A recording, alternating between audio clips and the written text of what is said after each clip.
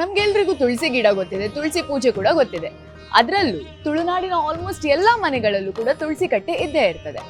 ಆದ್ರೆ ತುಳಸಿ ಹಿಂದೆ ಒಂದು ಇಂಟ್ರೆಸ್ಟಿಂಗ್ ಕತೆ ಕೂಡ ಇದೆ.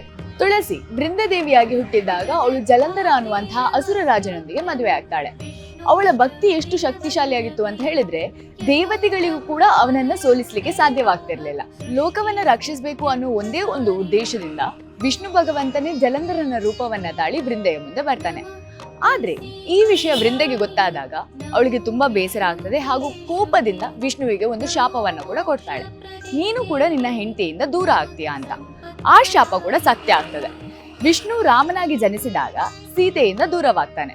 ಬೃಂದೆ ಪುನರ್ಜನ್ಮವನ್ನ ಪಡೆದು ತುಳಸಿ ಗಿಡವಾಗಿ ಭೂಮಿಗೆ ಬಂದಾಗ ವಿಷ್ಣು ಒಂದು ವರವನ್ನ ಕೊಡ್ತಾನೆ. ನೀನು ಯಾವತ್ತಿದ್ದರೂ ಪೂಜಿಸಲ್ಪಡುವೆ, ನಾನೇ ಆಮ್ಲ ಮರದ ರೂಪದಲ್ಲಿ ನಿನ್ನ ಜೊತೆಗೆ ಇರ್ತೀನಿ ಅಂತ. ಆದ್ರಿಂದಲೇ ತುಳಸಿ ಪೂಜೆಯನ್ನ ಇಂದಿಗೂ ಕೂಡ ತುಂಬಾನೇ ಭಕ್ತಿಯಿಂದ ಆಚರಿಸ್ತಾರೆ.